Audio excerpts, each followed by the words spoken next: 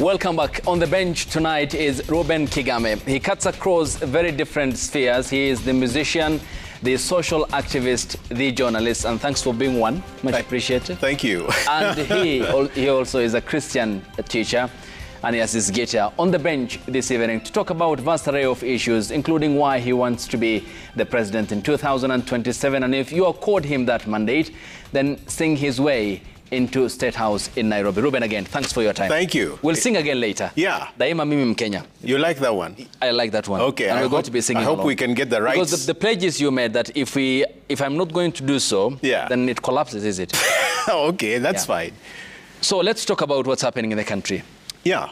Your plan is to contest for the presidency in 2027. Absolutely. What, in your view, is are you going to be doing different if accorded that mandate, and what will you fix if accorded that? Oh, that's quite a bag to talk about, but I'll begin by the most important thing, and that is my presidency, given the mandate by the people of Kenya, is going to be disruptive. Mm-hmm. I'm a disruptor. We want to change the way politics and leadership in Kenya has gone for a long time. And you can trust me, I'm a radical disruptor. First of all, I want to bring to the presidency someone who's never been in office, and that's critical. I want to bring to the presidency all the different fields that are my constituencies. Mm-hmm. You know, I'm not a tribalist. So my constituencies are these. First of all, I want to bring to the presidency the whole area of social activism. So civil society has been left out. We want someone who can be able to deal with the issues they've been bringing to the table. Yeah. I want to bring to the presidency the education sector. I am a teacher. I told you that I taught at Maryhill High School. I was working with the TSC, resigned. Even now, I teach part-time at Africa International University. I want teachers at the center. I want education to go back to where it was and even better. I know that it worked. Ruto knows it worked. Matiang'i knows it worked, but they've destroyed it. I want education at the center. I also want journalists at the center. We take, media and journalism so lightly. I want an end to an assault, all these assaults on journalists, because media freedom, freedom of expression is guaranteed in our constitution. I want to mainstream and bring to the presidency persons living with disability, because it's assumed if you have a challenge, either you have a visual disability, you have a bit of physical, you can't walk, that you cannot lead. And yet history is so full of people with disability that led. Tim Wanyonyi, right here in Westlands. You can talk about Crystal Asige doing so well in the Senate. Kibaki was sworn into office on a wheelchair. President Gusdur of Indonesia, 1999 to 2001, he was blind. So those who think that persons with disability cannot lead have another case to try here. We want to mainstream, those who are from other communities, from inception, from when Kenya became a nation. The presidency has oscillated between the Kikuyu and the Kalenjin. I want to disrupt that.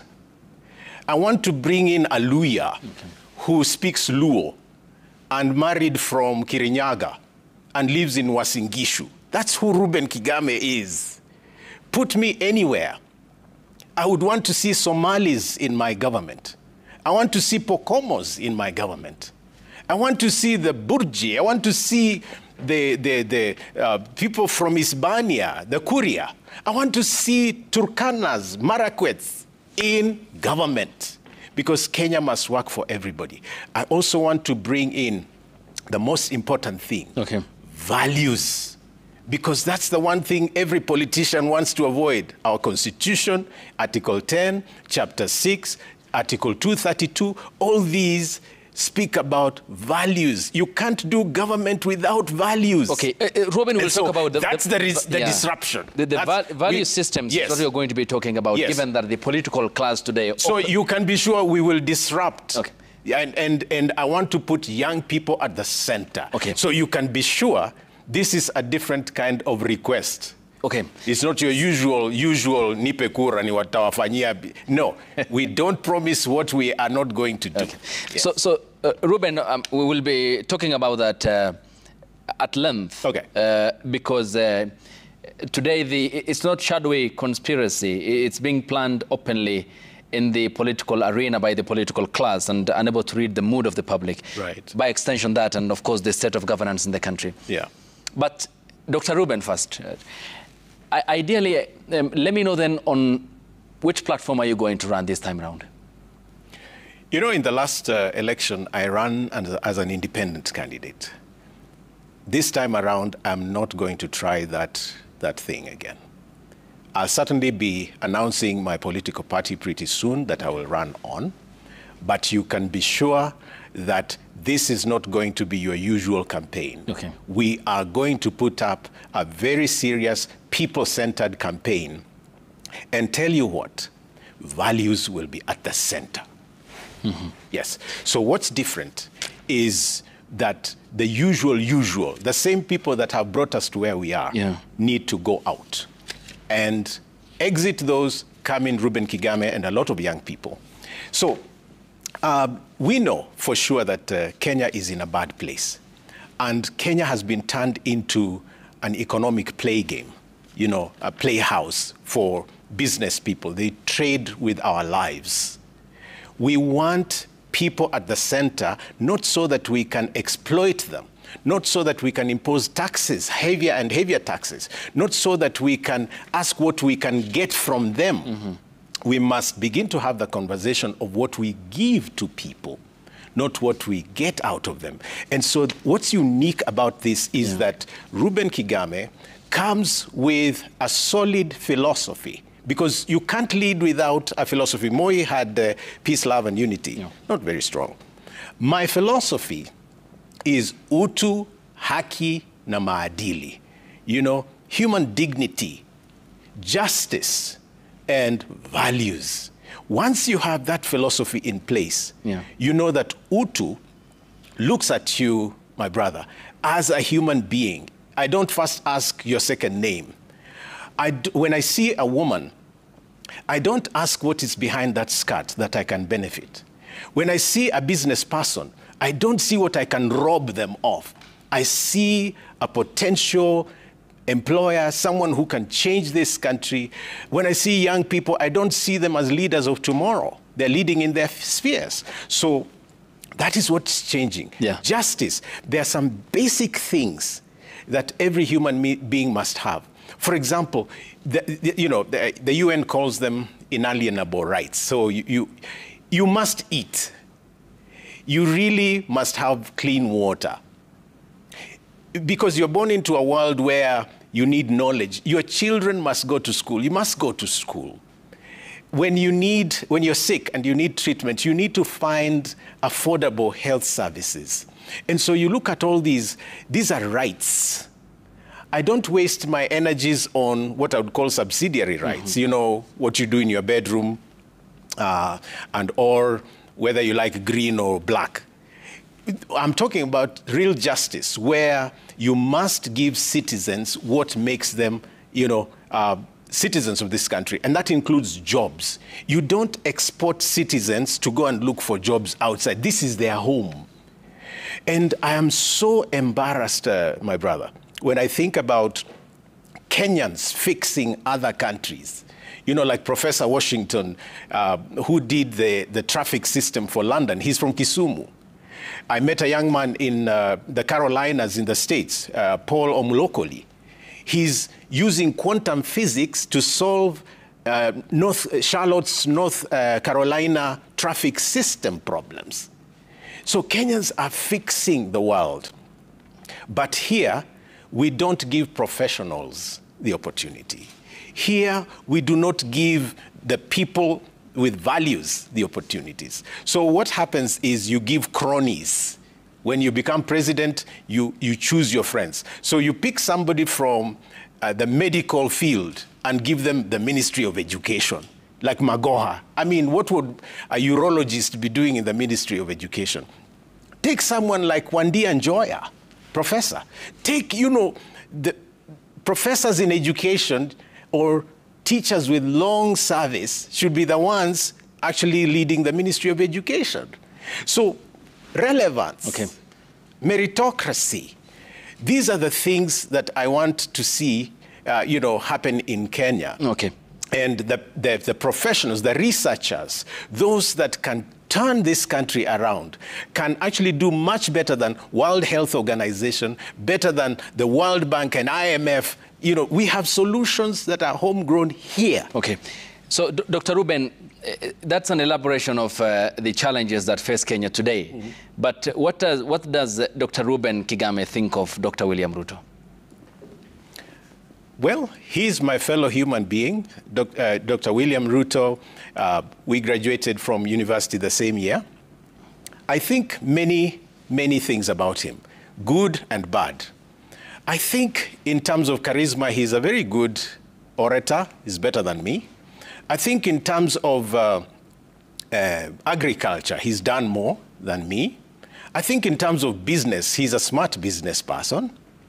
I think when I think of William Ruto, I think of someone who is very social, and his wife Rachel, very social too. The family is good. I mean, very, very social. The daughter was my daughter's classmate. We were in college at the same time. But I also have things I don't really like about William Ruto. What is it? Okay. So I say the good things. Let me put it this way. Let me say a few bad things. Okay. First of all, I do believe that Ruto and Matiang'i and all these guys that went to school with me know what it takes for an education system to work. When we were in college, and we graduated the same year, we had a double intake in 1987, 86 and 85. Now, USAB, University Students Accommodation Board, was able to put up the facilities to accommodate all the students. And those who were not accommodated were given alternative arrangements. We ate 3 full meals in the dining halls, a full breakfast, even with protein and all of that, egg or sausage. At one, you would eat rice, and you had the option of ugali. And you had, beans or ndengu, or you would have meat. A couple times a week, we had chicken in the evenings. On Fridays, we had chapati. We had ice cream and jelly.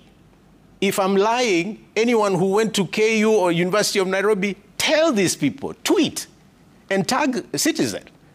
Now, that worked then. So we should be asking, why are we punishing our children by giving them university conditions that actually are like, you treat them like animals, pretty much. They don't have the school fees. I mean, we used to be even given money, pocket money, those days. It was called boom. So education worked, and 844 was introduced, it worked. For them to be introducing CBC and now CBE is literal thievery. It is theft, just like they have introduced SHA to replace NHIF. You don't need a new system if an old one is not working. You want education more practical, just introduce more practical courses. Just build more labs, bring in more IT, whatever. You don't overhaul. Was NHIF a problem? And the problem of NHIF was what? They said it was corruption. Yeah. Now, if you look at SHA, which is very young, recently, it was promised that you would not have corruption in SHA. What's going on with Duale and his team? Mm-hmm. How can, I never even knew that hospital. It's called what, Nadlak? Nadlak, one, in Isili. receiving 220 million shillings, and Kenyatta National Hospital receives 70 million. This SHA is a scam. So what I'm saying is that we know how systems should work, but we go the opposite direction. The housing scheme, the so-called affordable housing, is nothing new. Uhuru started this project, so they're just completing what Uhuru started. But we are making it look like a new project. Okay. So in short, I don't like the lies that Ruto has told, Kenyans. He said nobody will ever be abducted. He has perfected abductions in his government.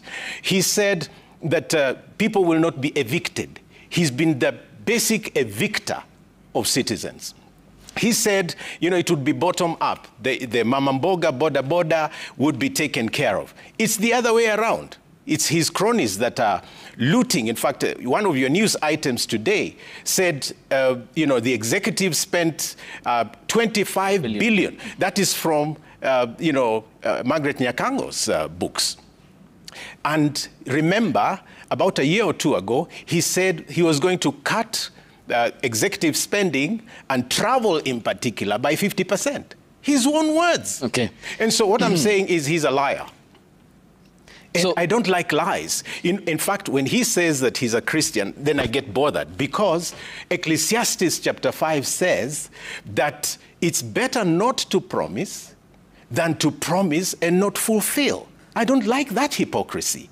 And so one of the disruptions I'm bringing to the presidency is don't tell lies and don't use religion to divide the country, call others in uchawi, maombi, all these things. This is rogue religion, and I have tweeted about it again and again. So as a Christian leader myself, I'm saying, first of all, I don't want hypocrisy in my life. And so may the Lord help me so that I can lead by example. And I don't want lies in government either. You say you have heard the young people, you concede and so on, you lower taxes, then you smuggle the same things you promised you would eradicate into the budget. Wild spending and what I would call ferocious thievery, where you actually steal from the people. They tell you to be accountable, then you shoot them, and that's why I've gone to court, by the way. You shoot them and call them terrorists.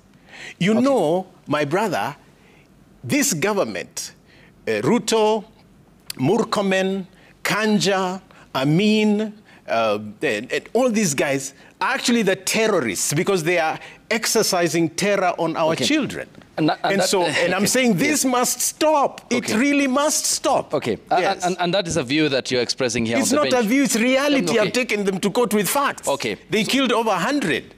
I mean, how can you... Just Ruben, wait. Dr. As Ruben, a head of state, even internal security, how do you tell people to shoot other people's children and yours are going to school and eating well? Okay, so then... It's not acceptable. Then let me ask you this, and your respect is... your views are respected in that regard and not that of the Royal Media Services. But tomorrow, Professor Makau Mutua, who will be on the bench next week here, will be leading the team that will be sworn in the panel of experts on the compensation of victims of protests and riots and the inaugural meeting with the technical team. What's your view in regards to this for the compensation of the victims as documented by the Kenya National Commission on Human Rights and other bodies? I don't know what to tell you. Because, first of all, the compensations will not bring those children back to life. But secondly, there is a step that is being skipped. We have not seen any of those perpetrators, those who came in Subarus, those who fired. Even the BBC had this particular documentary showing who was culpable. None of them has been brought to book. None of them has been, arrested. And, those who are saying we will send goons to Nairobi, none of them. So this is selective justice, and I don't like it. It is selective justice. And we don't... Money, by the way, you can't solve problems by throwing money at it. You can't. Even if it's like an economic project, you don't throw money at the economy. You solve the fundamental problems. And so the fundamental issues is, can we first of all have an apology from the state for killing our children? Can we have an apology for holding like the Kitengela 4 in Communicado in 2025 Kenya? Can we have an apology and an address from this particular government of how Boniface Mwangi and his colleagues were treated in Tanzania? Can we have utu? Can we have haki? Can we have maadili back at the center? And so I'm saying compensation is not enough. Somebody needs to tell me why Albert Ojwang was killed. Why? Freedom of expression is guaranteed. Article 32, you can have freedom of conscience, belief, opinion. Article 33, 34, 35, you can express yourself. These are things we fought for. That's why I was telling you by 1992, while Ruto is going into YK92 and, you know, they're making money and all of that, I'm following Section 2A repeal, you know, and a multi-party democracy.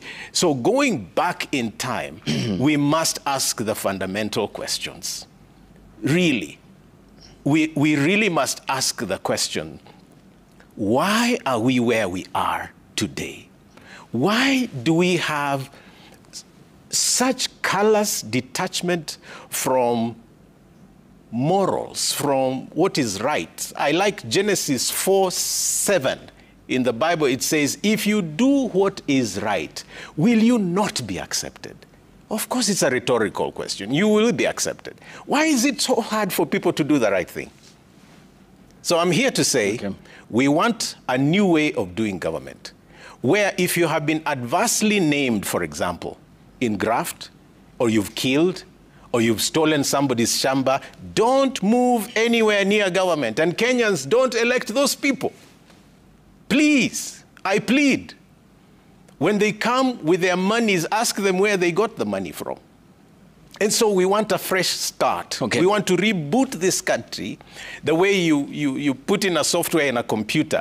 We want to decolonize. We want, you know, to undo those who brought us to where we are. We want a new start that also takes care of things we have left behind, like the Mau Maus that never compensated. We want, that's where the compensation should be. We want an apology from those who oppressed us and turned Kenya into a company.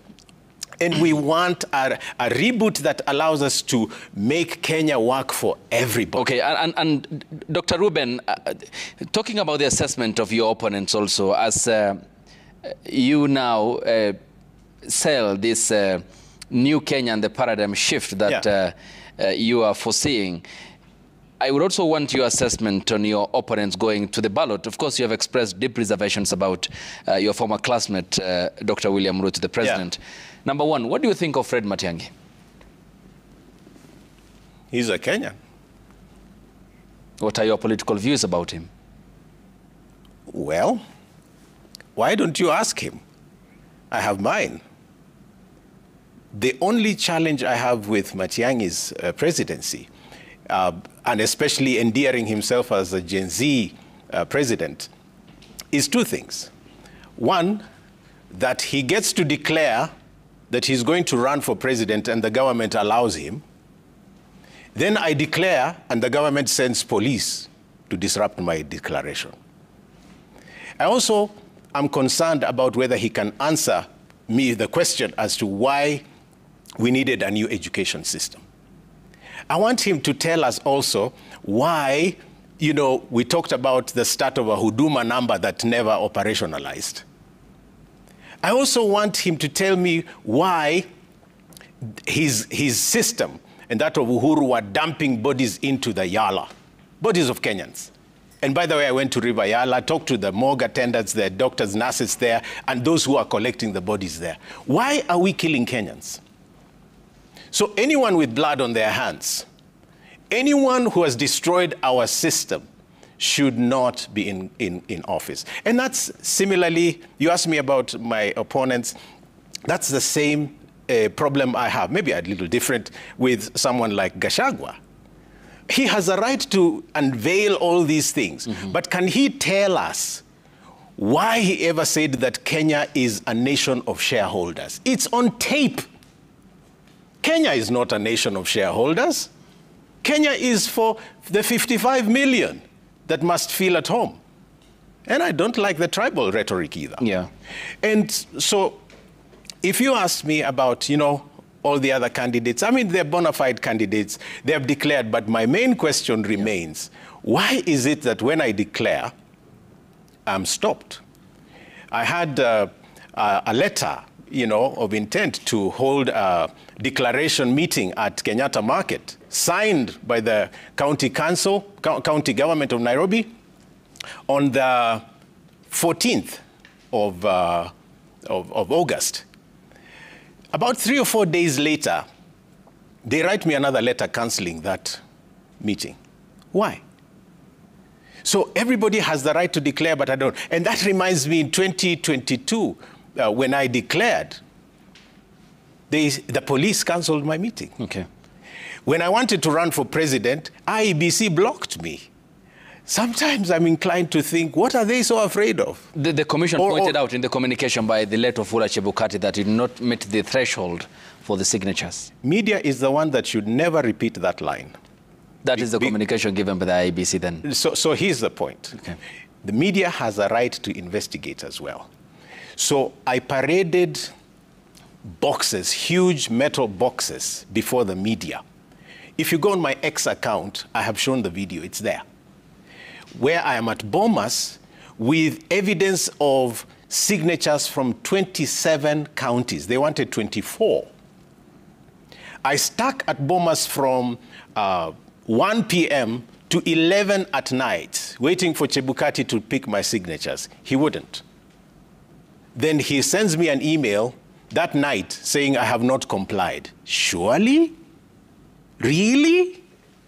And what is more, I went to court. Justice Mrima ruled that I should be included on the ballot. Guess what an independent institution like IEBC did?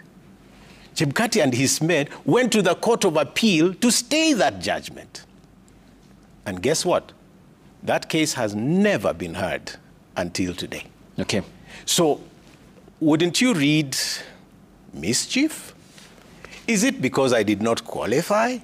So EACC never found any fault with me, but EACC listed 241 aspirants or candidates that should not have held office, which IEBC cleared. Kenya is a strange place. Nchi yetu ya Kenya ni nchi ya ajabu. I'm telling you. And it's not ajabu in a nice way.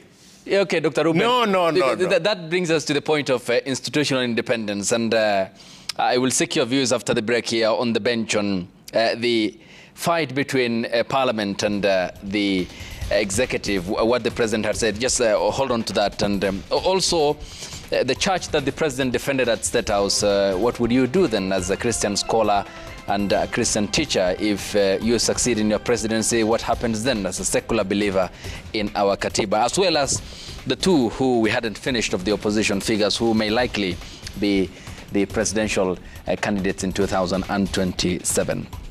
You're watching The Bench with Dr. Ruben Kigame. This evening, of course, talking about an array of issues, including the state of governance, his stab at the presidency in the election in 2027, as well as views on some of the other opposition figures who have also expressed the interest, though there is no clarity as to who will lead the opposition pack, as well as what he thinks of the fight between the two houses of Parliament and the House on the Hill, following the submissions by the President that the bicameral setup of our Parliament has turned into money-minting centres where governors and others are frustrated and money is traded off. After the break here on The Bench with Dr. Ruben Kigame. Stay tuned.